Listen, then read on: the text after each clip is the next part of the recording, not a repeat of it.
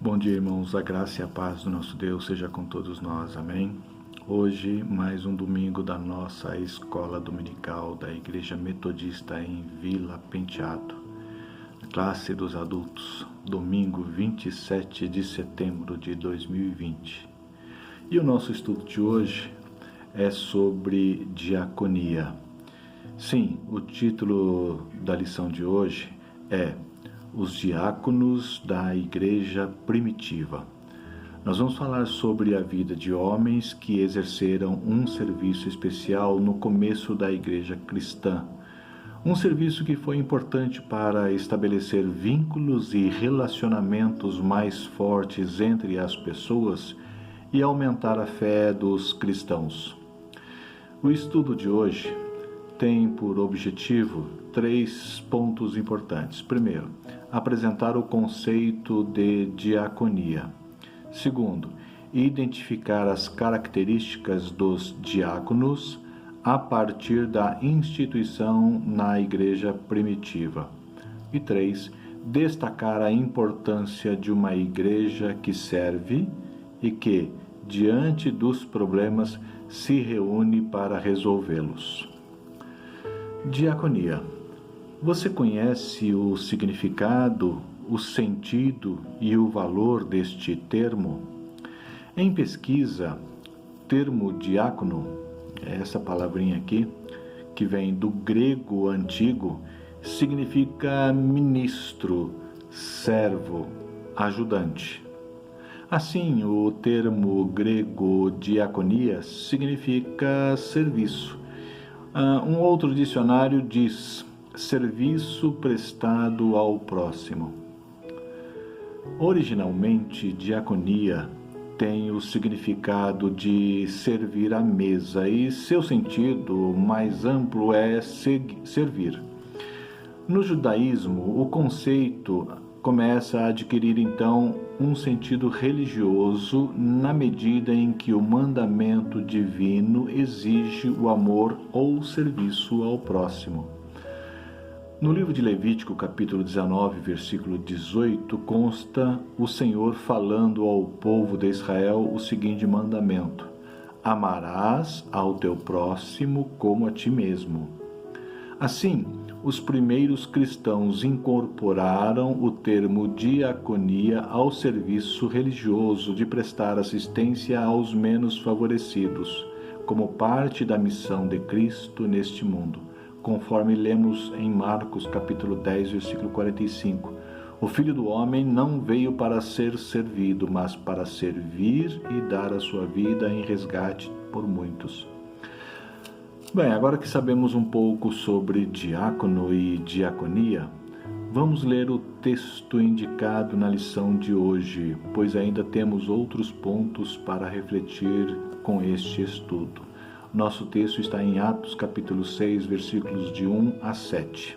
Diz assim: Ora, naqueles dias, crescendo o número dos discípulos, houve uma murmuração dos gregos contra os hebreus, porque as suas viúvas eram desprezadas no ministério cotidiano.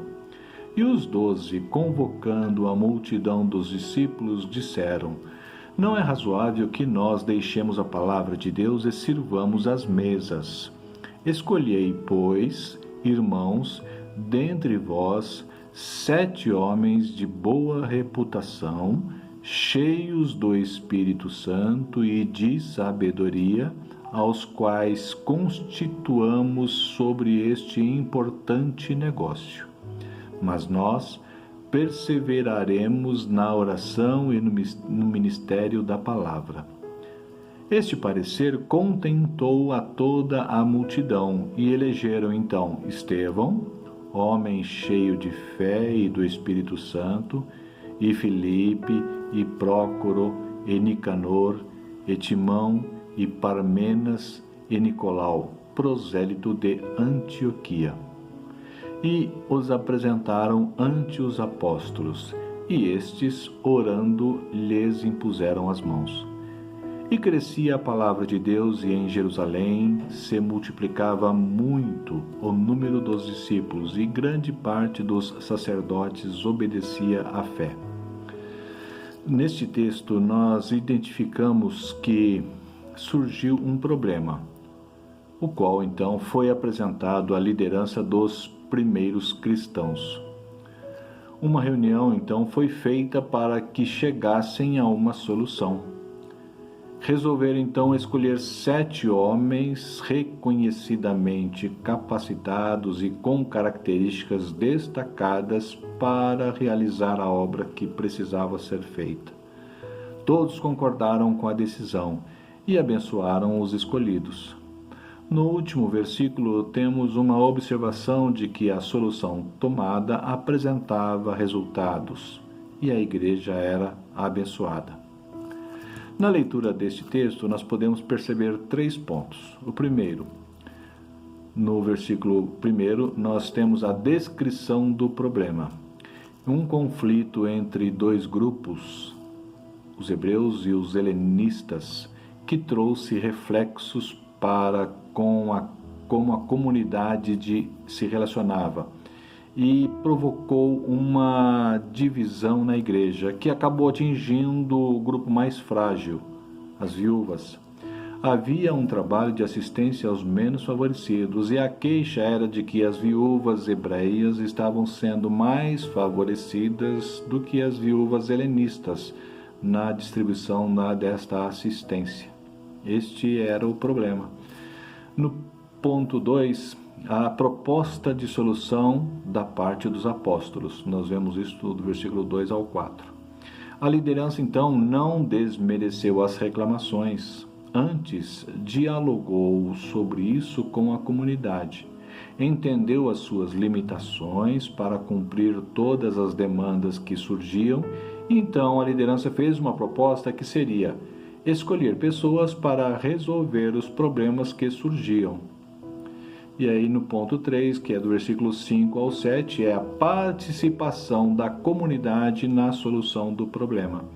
A proposta, então, agradou a comunidade. Escolheram pessoas da própria comunidade segundo os critérios estabelecidos.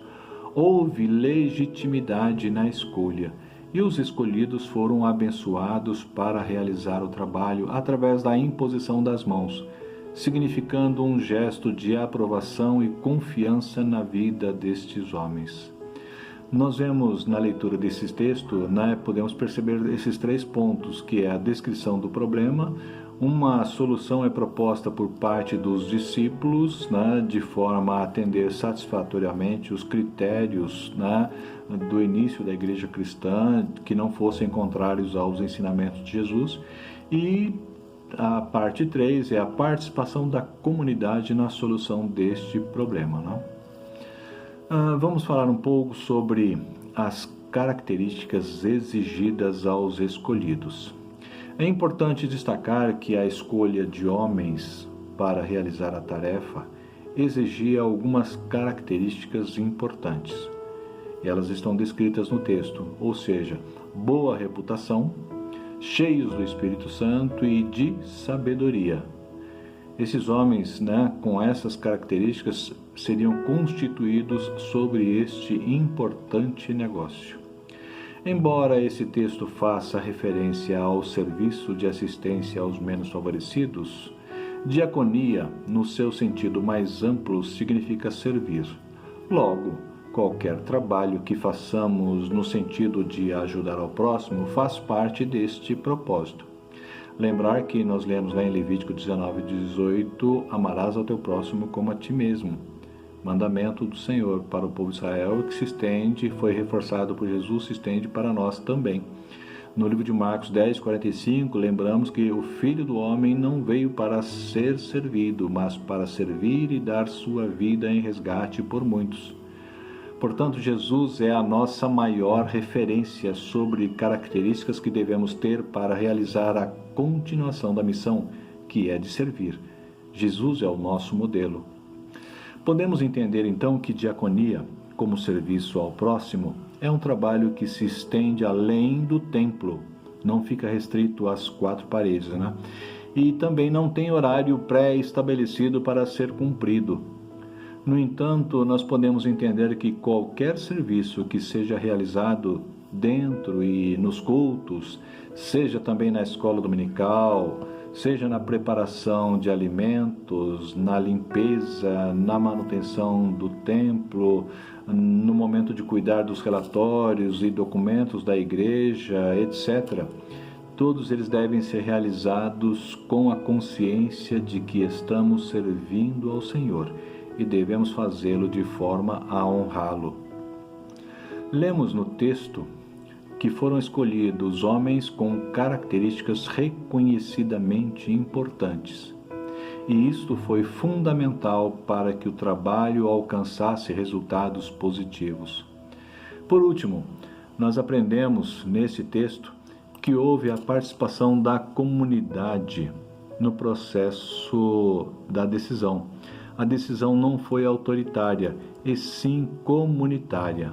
Podemos entender que a participação conjunta nas decisões fortalecem os vínculos da responsabilidade com o trabalho e estabelece uma fé amadurecida no meio da comunidade, onde os frutos saudáveis são reconhecidamente visíveis pelos demais. O versículo 7 diz que, primeiro, crescia a palavra de Deus. Segundo, se multiplicava o número dos discípulos. E terceiro, grande parte dos sacerdotes obedecia à fé. A igreja cristã enfrentava desafios, mas a forma como buscavam resolver os conflitos e como se espelharam no Mestre Jesus foi fundamental para que a igreja crescesse. Hoje, continuamos com desafios. Logo, precisamos refletir se nossa forma de servir ao Senhor e ao próximo obedece aos critérios reconhecidamente importantes, como Jesus nos ensinou. Este é o tema da nossa lição de hoje. Esta é uma breve reflexão sobre aquilo que nós devemos pensar sobre o trabalho de servir ao próximo, diaconia, né? Presente hoje nos nossos dias, né, que deve ser realizado. Vamos orar? Pai Santo, nós queremos te agradecer, ó Pai, pelo dia de hoje, pela bênção de poder participar desta escola dominical, de poder compartilhar, ó Pai, um pouco daquilo que o Senhor tem nos ensinado. Muito obrigado, ó Pai, porque o Senhor dia após dia vai nos aperfeiçoando. Te agradecemos porque o Senhor tem sido, ó Pai, paciente para conosco, paciente para que nós possamos entender e realizar o trabalho que devemos fazer. Ó Pai, muito obrigado por essa lição, muito obrigado, Pai, por esses homens que no passado enfrentaram desafios, mas pela fé eles foram vencedores, porque se espelharam em Jesus e cumpriram a tarefa que lhes estava proposta. Assim nós queremos também, ó Pai, aquilo que é proposto para que nós façamos, que nós possamos fazer com dedicação, com responsabilidade, com amor, em gratidão, ó Pai, pelo que Jesus fez por nós, pelo que o Senhor faz por nós. Nós te agradecemos, ó Pai, pelo momento que estamos vivendo. Te agradecemos porque o Senhor nos tem dado capacidade para superar as dificuldades. E, ó Pai, sabemos que todas as coisas cooperam para o bem daqueles que amam ao Senhor. E sabemos, ó Pai, que somos vitoriosos por Jesus Cristo.